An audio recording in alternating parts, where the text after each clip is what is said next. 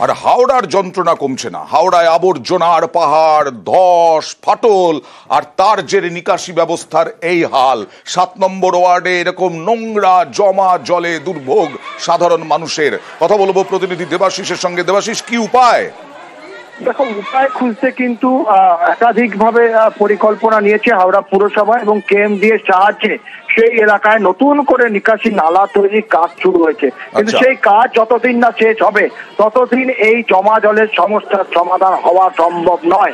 কার্যত 20 তারিখের থেকে জমা জল এখনো পর্যন্ত, আজকে 1 তারিখ হয়ে গেল, প্রায় 10-11 দিন পরে। দেখো, এই কাজ শেষ হতে কিন্তু পুরো কেএমডি এর তরফ থেকে জানানো হয়েছে কার্যত 1 মাসেরও বেশি সময় লাগতে পারে।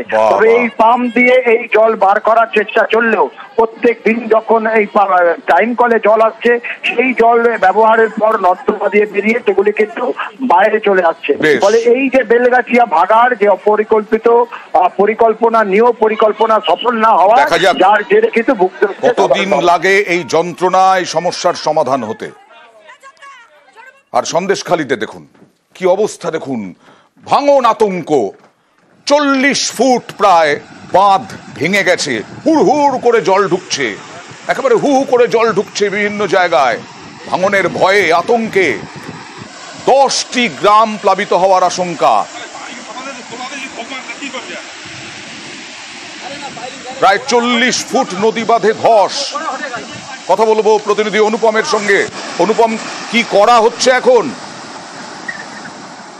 দেখো, এই যে সন্দেশখালীর যে কলাগাছি নদীর যে তালপুকুর এলাকা, এই তালপুকুর এলাকায় গতকালকেই কিন্তু আমরা দেখিয়েছিলাম যে রীতিমতো এলাকায় নদীর বাঁধে কিন্তু ভাঙন শুরু হয়েছে। কিন্তু সেই ভাঙন তো দেখতে পাচ্ছি, ভয়াবহ অবস্থা, 10টি গ্রাম প্লাবিত হওয়ার আশঙ্কা। অনুপম, কি করা হচ্ছে এখন? দেখো, এই মুহূর্তে কিন্তু ইরিগেশন দপ্তরের থেকে বা যেসব ঠিকাদার সংস্থা এই বরাত পেয়েছে তারা ঘটনাস্থলে আছে, কিন্তু এখনো কিন্তু যে বাঁধ মেরামতের কাজে কিন্তু তারা কোনো হাত দিতে পারেনি। সকালে কিছুটা মেরামতের কাজ শুরু করেছিল, কিন্তু সেটা কিন্তু স্থায়ী হয়নি। তার দ্রুত বাঁধ মেরামতির আশ্বাস দিচ্ছেন বিধায়ক। আমরাও আশা করি যে দ্রুত বাঁধ মেরামতির ব্যবস্থা হবে।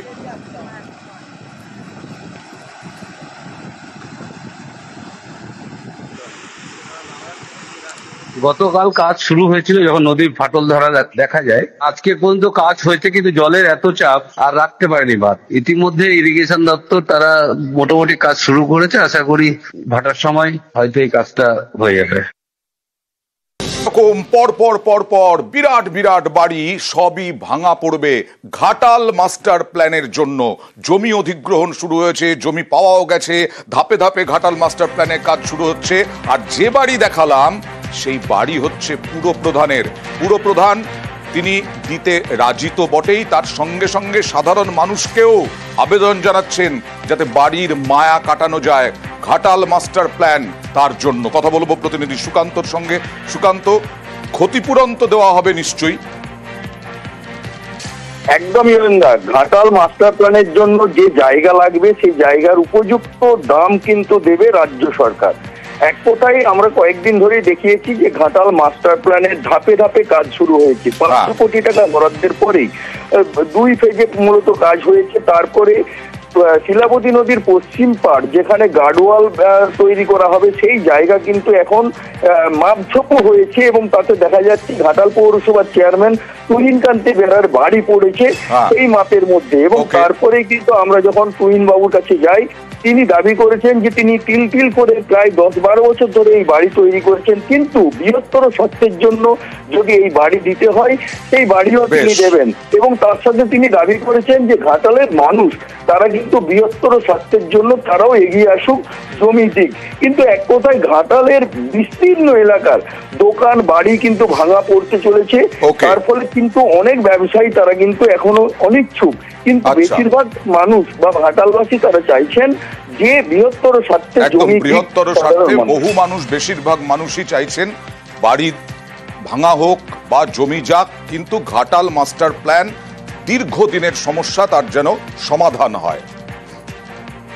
দলীয় নেতৃত্ব এবং ঘাটাল পুরসভার পুরপ্রধান, আমি যদি প্রথমে বাড়িটা না দিই তাহলে ঘাটালের মানুষের কাছে একটা ভুল বার্তা যাবে। দীর্ঘ 10 বছর 12 বছর ধরে আমি বাড়িটা তৈরি করেছিলাম ঠিকই, কিন্তু এতগুলি ঘাটালের মানুষের কথা ভেবে ঘাটালের মাস্টার প্ল্যান বাস্তবায়নের লক্ষ্যে আমি প্রথমে বাড়ি গিয়ে আমি দৃষ্টান্ত স্থাপন করতে চাই যে ঘাটালের মানুষ আপনারা দয়া করে এগিয়ে আসুন, ঘাটালের যে মাস্টার প্ল্যান সেই মাস্টার প্ল্যানে আপনারা সহযোগিতা করুন। আগামী ভবিষ্যৎ ঘাটাল মাস্টার প্ল্যান হলে বন্যার জল যন্ত্রণা থেকে মুক্তি পাবে।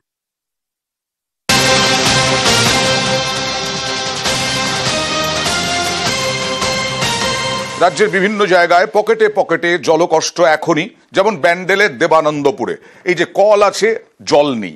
কেন নেই? ব্যান্ডেলের মতো জায়গায় দেবানন্দপুরে কত মানুষ এরকম যন্ত্রণার মধ্যে আছেন। দূর থেকে জল আনতে নাভিশ্বাস স্থানীয়দের, ভূগর্ভস্থ জল নেমে গেছে, সমস্যা সমাধানে জলের পাউচ বিলিও হচ্ছে। স্থানীয়রা কি বলছেন দেখুন। জল আসে না তো, জল আসে না, না কি করে খাও জল?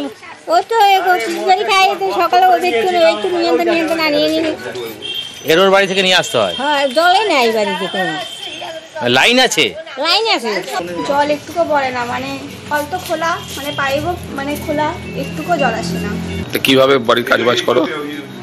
আমাদের এমনি কল লাগানো আছে, ওই যে ওই চাপ কল, ওই কল দিয়ে জল কাজ করা হয়।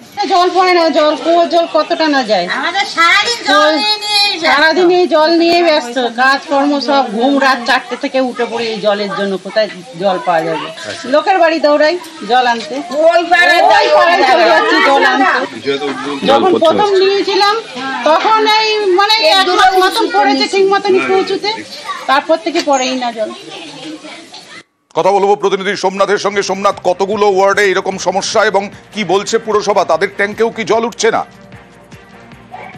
দেখো হেমদা, যে ব্যান্ডেল দেবানন্দপুর পঞ্চায়েতে হলুদপুর, কাজিরাঙ্গা, সাহেব বাগান সহ বিস্তীর্ণ এলাকায় পুরো প্রায় ওখানে 120টি পরিবার ওখানে রয়েছে, বসবাস করে, প্রায় 2000 জন ওখানে বসবাস করেন। এবার এইখানে এই যে তীব্র গরম এলেই তারা একটা ভয় আতঙ্কে থাকে যে প্রতি বছরই দেখা যায় যে এরকম জলের সংকট দেখা যায় তাদের। কিন্তু এখন এই সমস্যার সমাধান কিভাবে সম্ভব? পঞ্চায়েত কি বলছে? ওই যে ওখানকার যে হলুদপুলের ওখানে যে পাম্প রয়েছে, সেই পাম্পের প্রায় 400 মিটার মতো দূরে রয়েছে সেই বোরিং করা রয়েছে। সেই বোরিং এর মধ্যে 120 মিটার মতো অলরেডি সেই কাজ শুরু করেছে পঞ্চায়েত। এবং যেসব এলাকায় জল আসছে না, যেসব জায়গায় 6খানা ট্যাঙ্ক দেওয়া আছে, অস্থায়ী ট্যাঙ্ক দিয়েছে, জলের পাউচ দেওয়া হচ্ছে, যাতে এই যে জলের সংকট যাতে এলাকার বাসিন্দাদের অসুবিধা না হয় পানীয় জলের, সেই কারণে তারা পঞ্চায়েত থেকে ব্যবস্থা করছে। আরো পদক্ষেপ করুক, কারণ 1002 মানুষ এই রকম যন্ত্রণার মধ্যে রয়েছেন।